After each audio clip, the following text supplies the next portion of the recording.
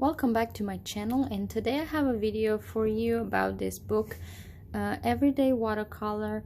And there are plenty of reviews about this book and many flip-throughs on YouTube, but what I wanted to do is actually go through the tutorials, to the exercises, and see what I learned, what I come up with, my artwork, and a few tips and tricks. So again, this is Everyday Watercolor, Learn to Paint Watercolor in 30 Days by Jenna Rainey.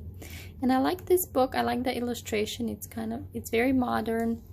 2017 is the copyright, so a lot of the color schemes and the topics are very appealing. So the way the book is divided is in this 5 sections, and each section tries to cover a few different things.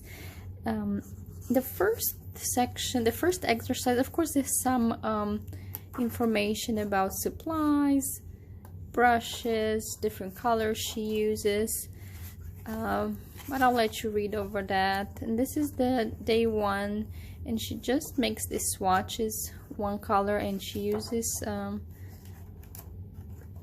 this blue shade. And the end of the tutorial, you kind of come up with this swatch painting, modern art.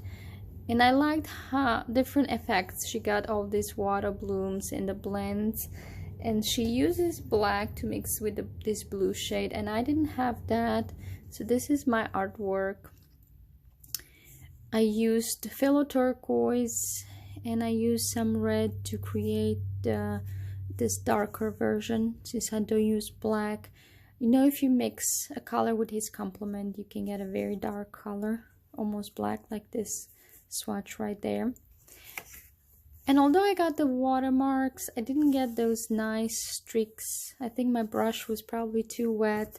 My paper also, I think it has some problem with the sizing. It's something I pick up Tuesday morning, and I didn't learn until recently that watercolor actually expires. So if you see a little bit of white coming through the paint, that's when you know there's an issue with the sizing. But any day, move along. Second day, she has this example, this tutorial on how to draw circles. And these are the circles. If you do the last step, you end up with these circles. I just used, for my first try, another one of my favorite colors. This is Amgram Anthracnoid Blue, just to get a chance to practice the tone. And I notice I have a hard time. I tend to like this deeper, darker colors, and then I go straight to the very light, very pale. So it's still a work in progress, still a learning process.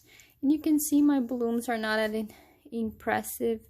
Again, it can be the paper, it can be the amount of water I use, or just the color not moving as much as what she uses here. Also the speed, that's one thing I learned, the speed of painting is very important. So I did another one. In this case, I use yellow and perylene green. I tried to move a little faster. I was not so concerned about the perfection of the circles. You can see they're not perfect circles. And I like all the blooms or the color blending. In her example, she used yellow and blue, so you end up with more colorful design. But I just like the perylene green, and that's what I play with.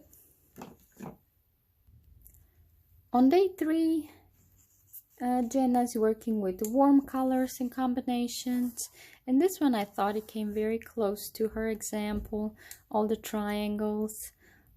Again, I was focusing on making the lines perfect, but I did have a few spots where my color mixed and blended. I think I used my Da Vinci palette for this one, the Hansa Yellow Deep and the Rose, Quinacridone Rose maybe? I can't think of the color right now. And you see this triangle right here, my color was a little contaminated, but I like that mustard yellow look. But I like also the coral, and I can see how dark this rose color can get, and some of the red shades. So it was a pretty fun exercise. On day 4 she had this example, and it looked very intimidating at first, and I didn't quite follow the instructions, so I picked my own favorite colors, and I end up with this drawing, which it's just a little too much going on. Of course, I try to leave that white space in between the shapes, in between the color blocks, but I got really close to the edge, and some even like overlapped. I use 5 different colors, I think, 6 actually, and you can see the painting, it's a little bit too busy. It doesn't have a focal point, and I lost those nice effects in watercolor, the watermarks that I liked. Also, I realized I don't like working in small spaces, and I don't like, just it seemed more like coloring than actual painting. So I wanted to give this exercise another try, so I came up with this sketch. I limited myself to 3 colors, the Indantron blue, I think Hansa Yellow Deep, and the rose color from Da Vinci, and I enjoyed much better. I realized I like to work in big spaces. I like to let the color blend on paper, and I like these nice effects you can only get in watercolor. Also, I like this orange I got with the quinacridone rose, I think, and the yellow. And the shades of green are very nice, because in Indantron blue, it's more muted, more warm blue. You get muted greens, which they look more natural. And this is probably something I looked forward to, trying out the leaves. They look so simple and easy, and the steps are not complicated to follow. But I realize it's quite hard, and this is my first attempt, and I overworked these dark leaves, and I feel like, again, I have the same problem with using tones, getting the right tone. I tend to go for different colors, so it's still a work in progress.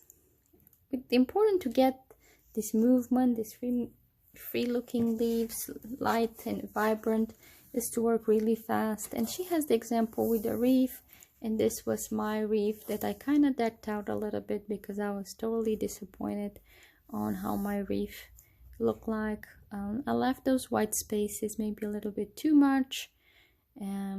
Anyway, I don't plan to make it like a complaint video, but kind of show you the learning process. You're not gonna love any artwork, but sometimes if you pretty it up a little bit, you can learn a thing or two.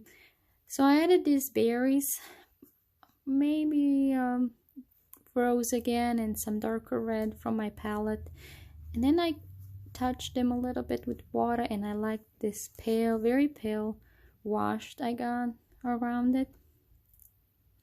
So everything is not lost, just make the best of your experience. And this was the day 6, and the last tutorial or exercise in this first section of the book, and I really enjoyed how these leaves look, and they look pretty simple. She gives you the colors and the technique, and I think I'm getting closer to getting the right feel. I've tried to show you this sketch. I haven't cut the pages down, but this is what I come up with. I like more tonal variation. I used the Nice's green from Da Vinci for this peony, and I like the color separation. I tried to get more water on my brush so the colors get more washed out, and just live with the mistakes. Definitely this leaf here got a little bit too dark. I tried to wash it out with adding more water. I get a little bit of a hard line, then I have the stems kind of peeking through. But with watercolor, it's always a learning experience. Figure out what to improve. With these thyme leaves, I left the stem. I draw it last, and I like that look better. It gives the leaves that airy, more natural look, even if the line is not all connected.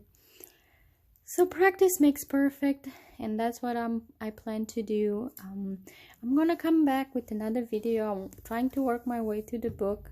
It's a book I got from the library, so I feel more pressure, I guess, to work through it faster. and actually complete it. So stay tuned.